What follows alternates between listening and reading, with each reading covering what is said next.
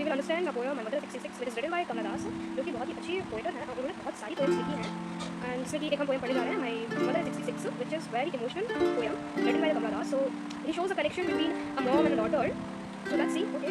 But अगर आपने मेरा चैनल सब्सक्राइब नहीं किया so please subscribe and also share with your friends कि उनकी प्रॉब्लम सॉल्व हो सके इस वीडियो को समझ में। और What's going on? This is Katana. Be sure to subscribe to my channel if you haven't already. Cause subscribing makes you on the like button. Okay, so let's start. First stanza. Driving from my parents' home to Cochin last Friday morning, I saw my mother besides me. Though walking on her face as the light of a corpse. Okay. तो इधर पर जो poet है बोल रही हैं कि जब वो लास्ट फ्राइडे मॉर्निंग में अपने पेरेंट होम से वापस आ रही थी ड्राइव करते टाइम, तो उन्होंने अपनी जो मदर को देखा जो बगल में बैठी थी, जो सी द पिक्चर, तो इधर पर उन्होंने अपनी मॉम को डिस्क्राइब किया कि how is sorry her mom's were looks like.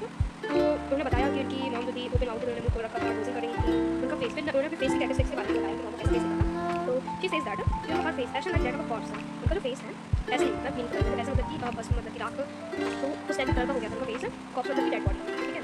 तो उन्होंने बताया कि उनका मॉम का फेस जो है काफ़ी डल सा लगा था और एक डेड बॉडी की तरह मतलब फेस अपीयर्स हो रहा था। Then looked but soon, but water that thought away and looked out at young trees sprinting. The married children playing out of their homes.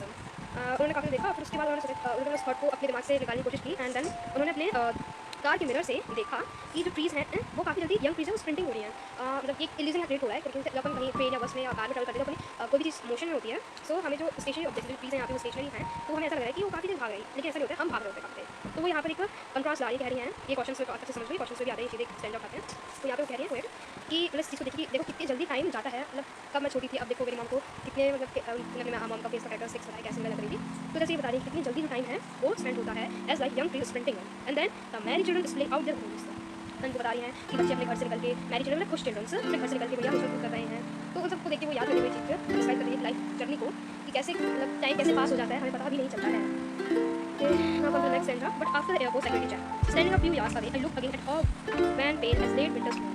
तो उन्होंने जब वो एयरपोर्ट पहुंची तो उन्होंने एयरपोर्ट जो भी हमारा काम होता है चेक सिक्योरिटी चेक कराया and standing a few yards away, उनसे थोड़ी दूर ये वो हो गया था and I look again at her, मैंने फिर से देखा उनका van pail as late winters moon.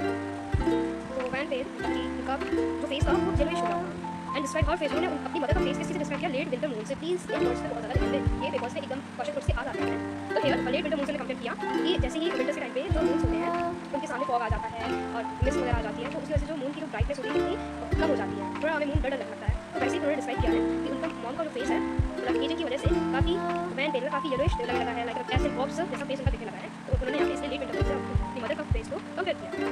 Okay and felt that old familiar act, my childhood fear, but all I said was see you and I recall smiling smile। तो यहाँ पे उन्हें वो अपना पुराना दुख याद आ रहा था, उनका फैमिली एक उन्हें याद आ रहा था, उनका चाइल्डहुड का फियर था, डर था कि वो अपनी मॉम को खो ना दें कहीं पे। जैसे बचपन में तो नहीं आता है कि हम अपने लव वन से दूर ना हो जाएं, ऐसे ही उनको अपना चाइल्डहुड फियर याद आ रहा था कि मतलब ये जो सीन जो है वो देखिए अब वो काफ़ी इमोशनल हो रही थी, बट उन्हें अपने सारे इमोशनल को हाइड किया, सारी मतलब बहुत ज़्यादा वो दुख में थी और अपनी मॉम को लेकर बहुत ज़्यादा होती कि क्या पता मैं जब आऊँ अगली बार तो क्या मुझे मतलब माँ से मिलने का मौका मिलेगा कि नहीं अगली बार। So uncertainty said was see you soon अम्मा, and this is also important phrase। उन्होंने बोला अपनी माँ को एक अपनी खुशी की चमक लाई, उस दुख को हाइड किया और सेपरेशन को दूर किया और उन्होंने बोला कि माँ हम जल्दी मिलेंगे, अम्मा means mom, okay. Miss you. And all I did was फिर उन्होंने स्माइल करके यहाँ पे ये पूछने के क्वेश्चन उठ के आता है कि स्माइल लास्ट उन्होंने क्यों बोला ऐसा, तो स्माइल उन्होंने इसलिए बोला कि वो अपना loss of separation hide sadness को हाइड कर रही थी। So he said and this poem or and this emotional poem smile by smiling and smiling।